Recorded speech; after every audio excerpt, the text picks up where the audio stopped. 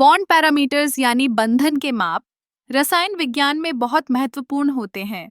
जब हम किसी भी यौगिक की संरचना को समझते हैं तो हमें इन पैरामीटर्स के बारे में जानना जरूरी होता है।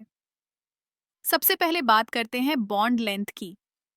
बॉन्ड लेंथ वह दूरी होती है जो दो परमाणुओं के बीच होती है। इसे नैनोमीटर में मापा जाता है। जब बॉन्ड लेंथ छोटी होती है तो इसका मतलब है कि बॉन्ड मजबूत है।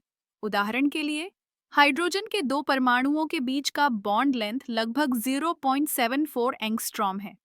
अब बात करते हैं बॉन्ड एंगल की। बॉन्ड एंगल वह कोण है जो दो बॉन्ड्स के बीच बनता है। यह भी यौगिक की संरचना को समझने में मदद करता है। जैसे कि पानी H2O में ऑक्सीजन और हाइड्रोजन के बीच का बॉन्ड एंगल लगभग 104.5 डिग्री है।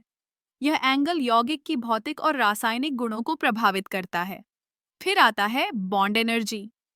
बॉन्ड एनर्जी वह ऊर्जा होती है जो एक मोल बॉन्ड को तोड़ने के लिए आवश्यक होती है। इसे किलोजूल प्रति मोल में मापा जाता है। उच्च बॉन्ड एनर्जी का मतलब है कि बॉन्ड मजबूत है और उसे तोड़ना मुश्किल है। जैसे कि कार्बन कार्बन बॉन्ड की एनर्जी बहुत अधिक होती है, जिससे कार्बन यौगिक स्थिर होते हैं।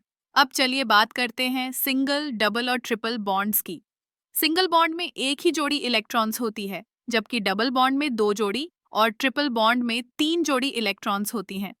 डबल और ट्रिपल बॉन्ड्स अधिक मजबूत होते हैं और इनका बॉन्ड लेंथ छोटा होता है। इन सभी बॉन्ड पैरामीटर्स का अध्ययन हमें यह समझने में मदद करता है कि यौगिक कैसे व्यवहार करते हैं।